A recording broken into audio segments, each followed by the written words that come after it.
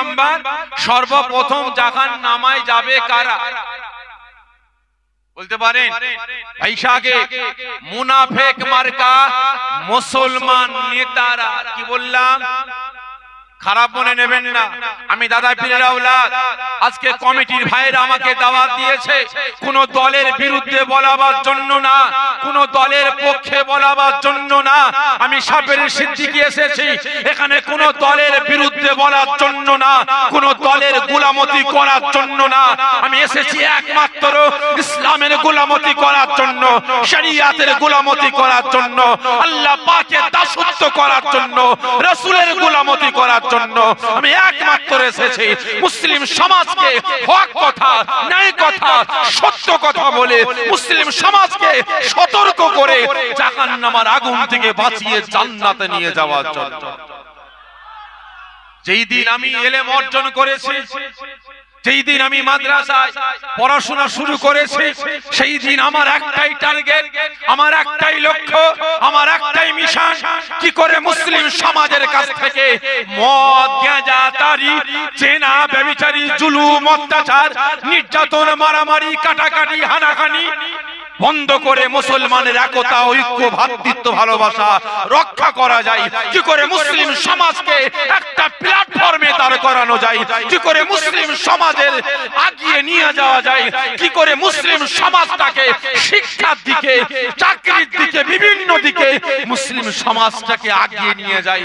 আমার টার্গেট, আমার লক্ষ্য, আমার মিশন কিন্তু একটাই। ভালো করে বুঝবেন, আজকে আমি গোলামতি করতে এসেছি এখানে কোনো বান্দার নয়, কোনো দলের নয়, কোনো আকীদার নয়।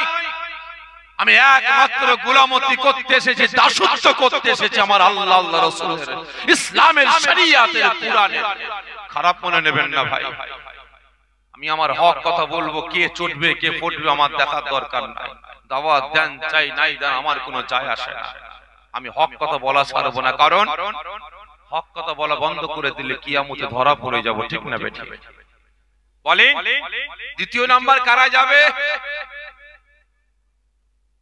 ভাইসাকে এখানে এতজন আমার বয়োজ্যেষ্ঠ আব্বাজান বসে আছেন, আপনারা আজ থেকে 20 বছর 25 বছর পিছিয়ে যান।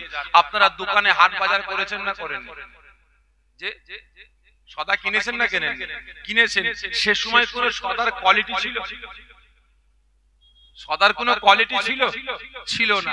আর আজকে কোয়ালিটি বেরিয়েছে। এতদিন আপনার ছেলে হাট বাজার করছিল, ছেলে গেছে বিদেশে, বৌমা হাতে ব্যাগ দিয়ে বলে আব্বা এই সদাগুলো কিনে নিয়ে আসেন। দোকানে গিয়ে বলছেন বাবা আমাকে যে কোনো একটা সদার নাম বললেন, 1 লিটার তেল দাও তো। দোকানদার বলে চাচা কোন কোয়ালিটি দেবো? বলিস কি আবার কোয়ালিটি? চুল পেকে গেল, দাড়ি পেকে গেল, জীবনে কোনোদিন কোয়ালিটি শুনিনি। আর আজকে কোয়ালিটি বের কর, কোয়ালিটি 3টে বোতল বের করেছে, হাতে করে নিয়ে দেখছে এর গায়ে লেখা আছে নকল হইতে সাবধান। আর একটা তুলেছে ওরও গায়ে নকল হইতে সাবধান। আর একটা তুলেছে ওরও গায়ে লেখা আছে নকল হইতে সাবধান। ডুপ্লিকেট লিখছে নকল হইতে সাবধান, আর আসলের গায়েও লেখা আছে নকল হইতে সাবধান। ঠিক না বেটি? ভালো করে বুঝবেন। মুরব্বী হাতে করে নিয়ে চিন্তা করছে, তাই তো ব্যাপারটা কি? সবই তো এক, কালার এক, বোতল এক, মাপ এক, সব এক, ব্যাপারটা কি বাবা? এটা আবার কোয়ালিটি কি আছে? দোকানদার বলে চাচা এখানেই তো ছালা। তার মানে ব্যাপারটা কি? চাচা এই যে বোতলটা দেখছেন এর দাম 130 টাকা লিটার, এর দাম 100 টাকা লিটার, আর এর দাম 70 টাকা লিটার। বলিস কি এত হেরফের? হ্যাঁ, কারণটা কি বাপ? চাচা এটা 130 টাকা, এতে কোনো ভেজাল নাই। এটা 100 টাকা, এতে একটু ভেজাল আছে। আর এটা 70 টাকা, এটা পুরোপুরি ভেজাল। আচ্ছা বলেন তো ভেজালটা বানিয়েছে ক পায়ে জন্তু? 2 পায়ে না 4 পায়ে? 2 পায়ে জন্তু। কাদেরকে খাওয়াবার জন্য? 2 পায়ে ওয়ালাদের না 4 পায়ে ওয়ালাদের?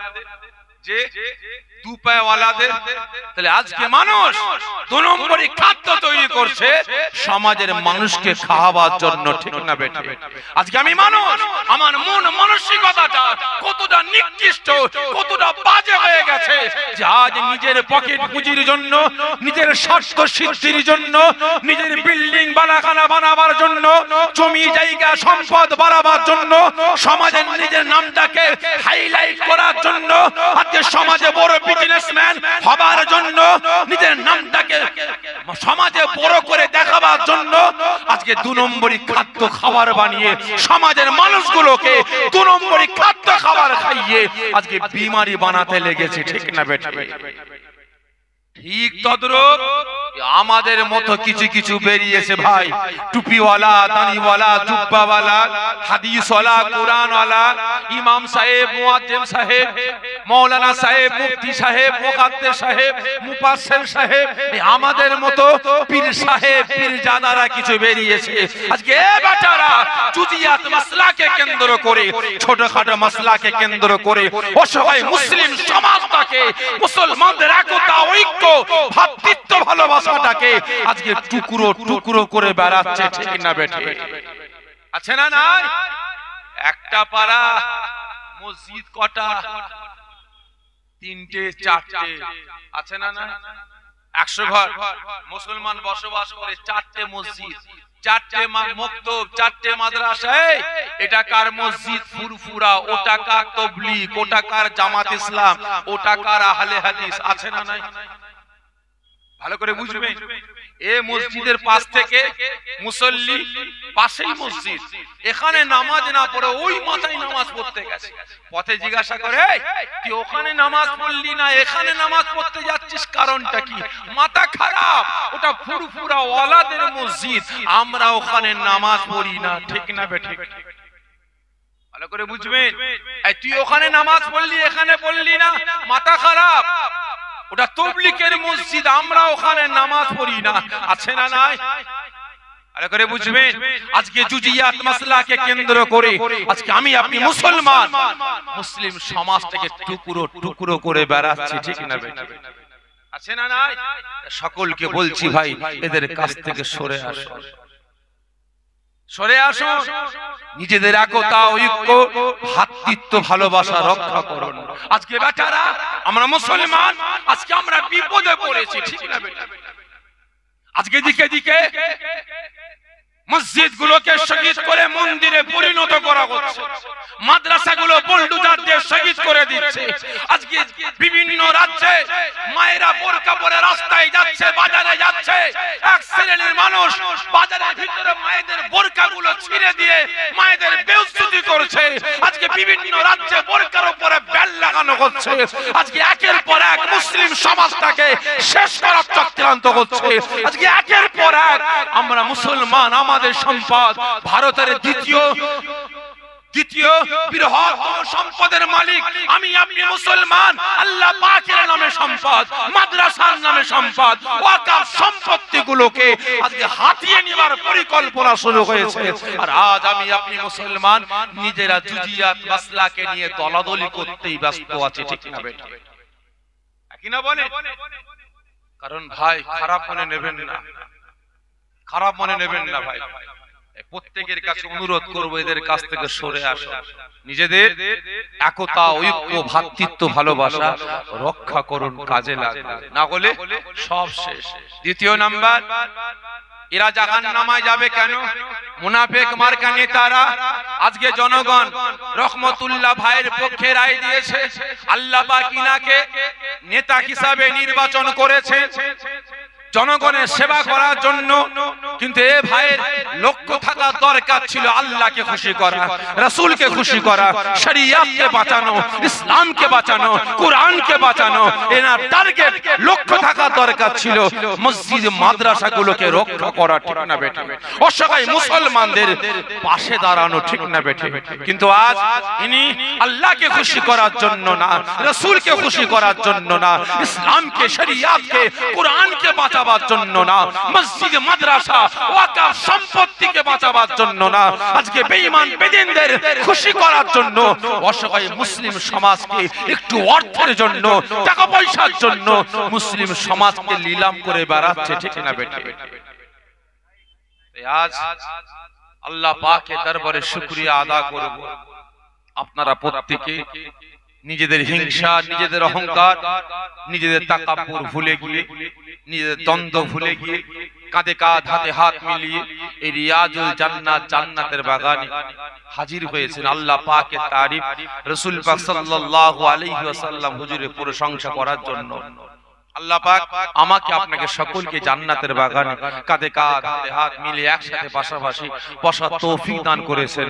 এজন্য আল্লাহ পাকের দরবারে লাখ লাখ শুকরিয়া আদায় করি। সকলে জোরে বলি আল্লাহুম্মা আমিন। জোরে হবেন আল্লাহুম্মা আমিন।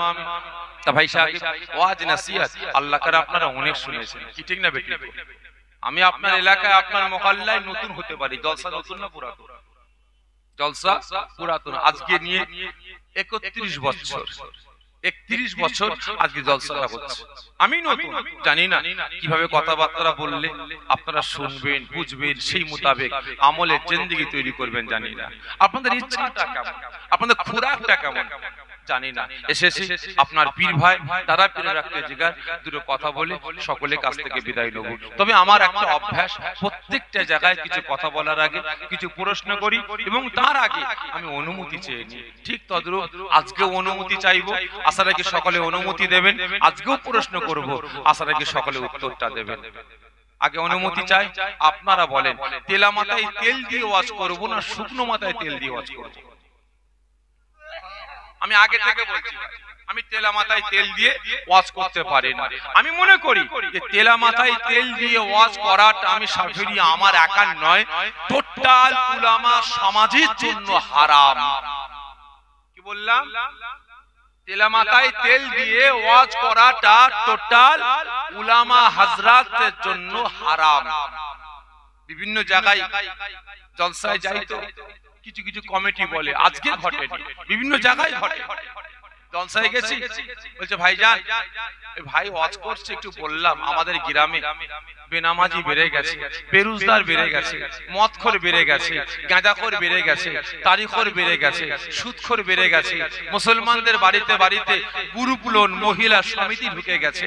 ভাইজান একটু ভালো করে বলবেন, মুসলমানের মধ্যে মিল নাই, একটু ভালো করে বলবেন। ওনাকে বললাম, কিছুই বললেন না, আপনি একটু বলবেন। স্টেজে উঠে চিন্তা করছি, তাই তো, যদি বেনামাজির বিরুদ্ধে বললি বেনামাজি খেপবে, বেরোজদারের বিরুদ্ধে বললে বেরোজদার খেপবে, মদের বিরুদ্ধে বললে মদখোর খেপবে, গাঁজা তারির বিরুদ্ধে বললে গাঁজাখোর তারিখোর খেপবে, লটারির বিরুদ্ধে বললে লটারিখোর খেপবে, আপনার হারামের বিরুদ্ধে বললে হারামখোর খেপবে, মহিলা সমিতি গ্রুপলনের বিরুদ্ধে বললে মহিলা সমিতি গ্রুপলন ওয়ালা খেপবে, যদি মুসলমান একতা ঐক্যের কথা বলি নেতারা খেপবে। আগামীতে আর দাওয়াত দেবে না, ঠিক না বেটা? আর দাওয়াত দেবে না। ও কে জান্নাতে গেল, কে জাহান্নামে গেল আমার দেখার দরকার নেই। আমার হালুয়া রুটি হলেই হলো, কি তাই তো নাকি? আমার হালুয়া রুটি হলেই হলো।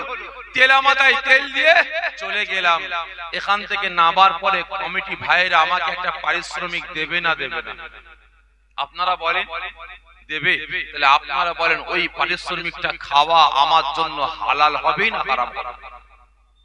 যে সকলে মিলে বলে হারাম হবে।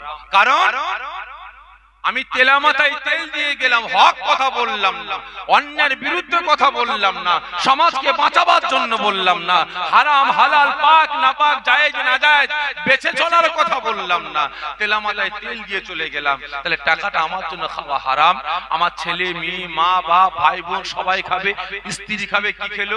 হারাম খেলো। তাহলে আমি একজন পীরের বেটা, আমি একজন মাওলানা, আমি একজন মুফতি, আমি একজন মুহাদ্দিস, আমি একজন মুফাসসির, আমি একজন ইমাম। তাহলে হারামটা খেলাম, শরীরের গোশত কোনটা কি হবে? কথা বলে কি হবে? যে কি হবে গো? হারাম।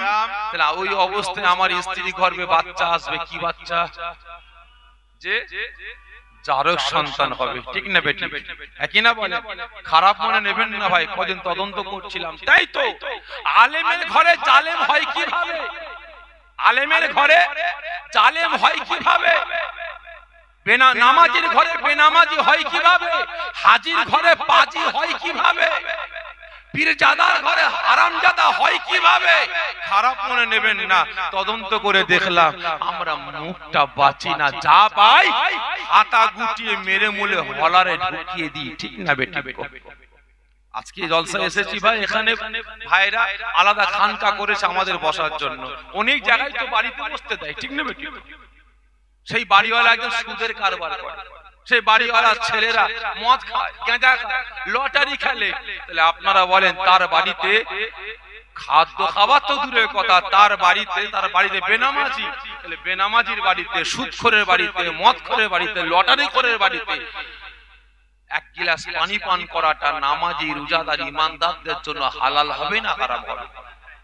যে তাহলে এবারে আপনারা বলেন, আমি তো সেখানে খেলাম, খেয়ে হলারে ঢুকিয়ে আসলাম, স্টেজে উঠলাম, তাহলে না জেনে বিষ খেলে কি হবে ভাই? আসর হবে না হবে না? এই কথা বলেন, হবে না হবে না? হবে। না জেনে বিষ খাইয়ে দিলে কাউকে আসর হবে না? আমার খাদ্য যদি বিষ খাইয়ে দেয়, আমি জানি না কি খাচ্ছি, কিন্তু বিষ খাইয়ে দিয়েছে, আমার অসুবিধা হবে না হবে না? হবে।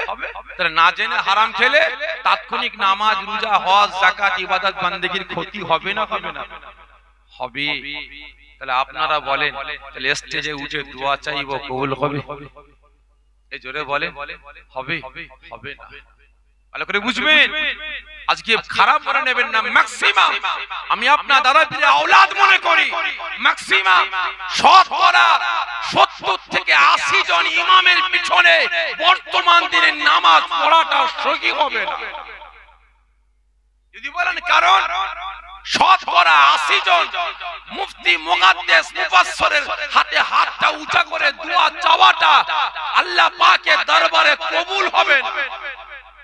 যদি বলেন কারণ, আমি জলসা করতে এসেছি, হক কথা বলি না, ন্যায় কথা বলি না, উনি ইমামতি করছেন, উনি জানছেন রহমতুল্লাহ ছেলে মেয়ের বিয়েতে বোনের টাকা নিয়ে দেওয়া করছে, বলতে গেলে চাকরি চলে যাবে, ঠিক না বেটি? বলতে গেলে চাকরি চলে যাবে। রিজাউল করিমের বাড়িতে সুদের কারবার চলে, তার বাড়িতে দাওয়াত দিয়েছে, না খেলে চাকরি চলে যাবে। ও যে যা বাচ্চা করুক যাক, আমি আমার কাজটা করি, বিয়েটা পড়িয়ে দিয়ে ওর বাড়িতে গিয়ে খেয়ে চলে আসে, ঠিক না বেটি? তাহলে আপনারা বলেন, যারা চাকরি চলে যাবার ভয়ে হক কথা বলার জন্য জবানটা বন্ধ রেখেছে, তাদের পিছনে নামাজ চলবে? এই জোরে বলেন না, এই খারাপ লাগছে আপনাদের? আগে আপনারা বলেছেন, বলে নামাজ হবে হবে না, খারাপ মনে নেবেন না। সেজন্য ভাই আমি জানতে চাইছি, আপনারা যেমন বলবেন আমি তেমন ওয়াজ করব। যদি বলেন তেলা মাথায় তেল দিতে, আমি তেলা মাথায় তেল দিয়ে ওয়াজ করে যাব। আর যদি বলেন শুকনো মাথায় তেল দিতে, তাহলে শুকনো মাথায় তেল দেব। আপনারা বলেন যে শুকনো মাথায়, ঠিক বলছেন? ঠিক বলছেন আপনারা? সহ্য করতে পারবেন তো? পারবেন ভাই? আপনারা একটু ভিতরে আসেন, সকলে ভিতরে আসেন, সকলে ভিতরে চলে আসেন, দাঁড়িয়ে থাকবেন না, ভিতরে আসেন ভাই। শুকনো মাথায় তেল দিলে ভাই ঠান্ডা আছে, সহ্য করতে পারবেন তো? মাথায় তেল দিলে তেল বেশি লাগবে, আর মাথায় মল চালে মাথাতেও লাগবে, কারণ চটা বেঁধে গেছে তো, কি ঠিক না বেটি? সহ্য করতে পারবেন তো? ঠিক আছে ইনশাআল্লাহ। কেমন সহ্য করতে পারেন দেখি। প্রথম প্রশ্ন, আজ আপনারা রাতের ঘুম হারাম করে মূল্যবান সময় ব্যয় করে জান্নাতের বাগানে হাজির হয়েছেন। এই মুসলমান, কার ভালোবাসা? আল্লাহ, আল্লাহ রাসূলের ভালোবাসা। ভালোবাসেন?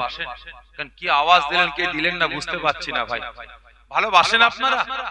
ঠিক বলছেন? নিজের জীবনের থেকে বেশি না কম? বেশি। কতজন বলছেন আল্লাহ আল্লাহ রাসূলকে নিজের জীবনের থেকে বেশি ভালোবাসি? হাতটা উঁচা করে তাকবীর দেন, নারে তাকবীর। আরো জোরে নারে তাকবীর, নারে তাকবীর। মাশাআল্লাহ, হাত না বিয়ে দেন, আরে একবার কষ্ট দেব। আজ আপনারা মূল্যবান সময় ব্যয় করেছেন, দোকানপাট ব্যবসা বাণিজ্য বন্ধ করেছেন, আরামের বিছানা হারাম করে, মাথায় টুপি দিয়ে, সুন্নতি লেবাস পরে জান্নাতের বাগানে এসে বসেছেন। আপনি কে? আপনার পরিচয়টা বলে। আপনি কে? আপনার পরিচয়টা বলে। কি হলো? কথা বলেন, আপনি কে? আমার দাদু জান মির্জা হুজুর কেবলা বলতেন, বাবারা এই জান্নাতের বাগানটা হলো বুড়ো থেকে নিয়ে বাচ্চা পর্যন্ত সকলের জন্য মাদ্রাসা মুক্ত। এটা হলো স্কুল, কলেজ, এটা হলো ইউনিভার্সিটি। এখানে ভুল হতেই পারে, এটা শুধরে নিবার জায়গা, ঠিক না বেটি? বলেন আপনি কে? আপনার পরিচয়টা কি? মাথায় টুপি দিয়ে সুন্নতি লেবাস পরে এসে বসে পড়েছেন, আপনি কে? কথা বলে বলে উত্তর দেন।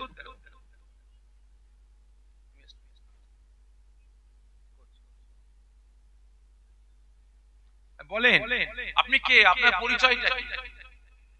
কথা বলেন যে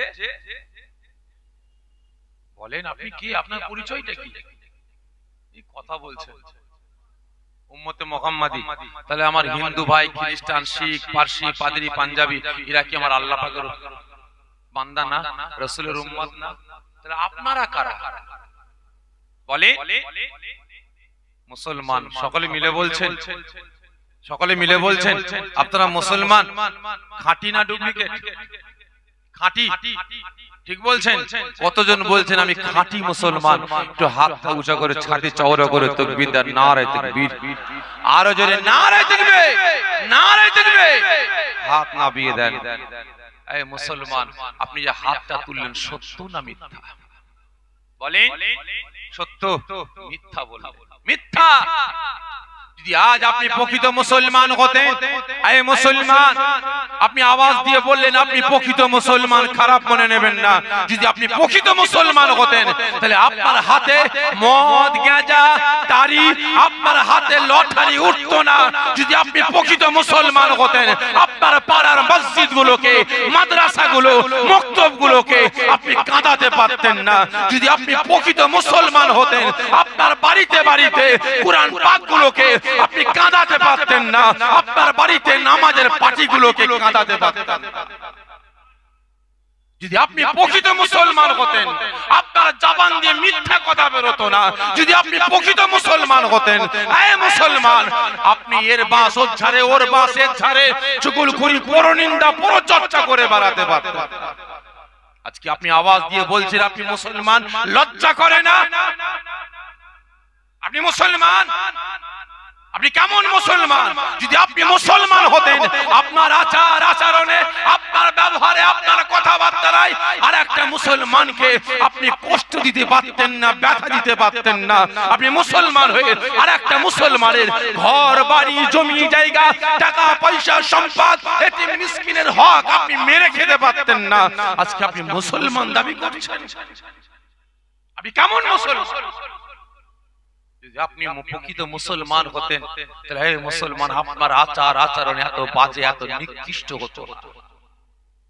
আজকে আওয়াজ দিয়ে বলছেন রাসূলকে ভালোবাসি। কতটা কতটা আওয়াজ তো দিয়ে বললেন রাসূলকে ভালোবাসি, কতটা ভালোবাসি বলেন? আজকে রাসূলের জন্য করেছেন। আজকে দিকে দিকে রাসূলের শান, মান, ইজ্জতকে মিটিয়ে দেবার চক্রান্ত শুরু হয়েছে। আজকে দিকে দিকে রাসূলের নামে ব্যঙ্গচিত্র ছবি তৈরি করা হয়েছে। আজকে দিকে দিকে রাসূলের নামে নাটক, সিনেমা তৈরি করা হচ্ছে। আজকে আপনারা কতজন আওয়াজ তুলেছেন বলেন? বলেন আজকে আওয়াজ দিয়ে বলছেন রাসূলকে ভালোবাসি কতটা। আর আজকে রাসূল আমাকে আপনাকে কতটা ভালোবাসে। একটু বলে অন্যদিকে যাব, একটু বলে অন্যদিকে যাব। আল্লাহ পাকের রাসূল, আল্লাহ পাকের হাবিব নবী আমার আমাকে আপনাকে কত ভালোবাসেন। একদিন নবী আমার সাহাবা হুজুরদের নিয়ে আলোচনা করছেন, কথাবার্তা বলছেন। হঠাৎ করে নবী আমার বলে উঠলেন, আয় আমার সাহাবারা, আমি রাসূল তোমাদেরকে নিয়ে ঠিক এভাবে আল্লাহ পাকের দয়া জান্নাতে বসে আলোচনা করব, কথাবার্তা বলবো। ওই সময় হযরত জিবরাইল আলাইহিস সালাম, আমি রাসূল আমার কাছে এসে আমাকে সালাম দেবে। আমি প্রশ্ন করব, হঠাৎ করে আপনি এখানে? হুজুর বিয়াদবি মাফ করবেন, আল্লাহ পাক আমাকে জাহান্নামে পাঠিয়েছে, জাহান্নামীরা কেমন আছে দেখার জন্য। হুজুর আমি জিবরাইল যখন জাহান্নামের সামনে গিয়ে দাঁড়ালাম, আমি দেখতে পাই আপনার গুনাহগার উম্মত উম্মতিগুলো জাহান্নামের ভিতর থেকে গর্জন দিয়ে, কাকতি মিনতি করে, কাঁদতে কাঁদতে আওয়াজ দিয়ে বলে, এ আল্লাহ পাকের মালায়েকা ফেরেশতা জিবরাইল, জিবরাইল আমাদের জাহান্নামের আগুন হাড় হাড্ডি গোশত চামড়া সব খেয়ে ফেলেছে, শুধু জানটুকু বেঁচে আছে। আমাদের নাজাতের জন্য আমাদের রাসূলের কাছে গিয়ে একটু সালাম দেবে, আমাদের জন্য আল্লাহ পাকের দরবারে দোয়া চাইতে বলবে। ও আমার ভাইজানেরা, ও নবী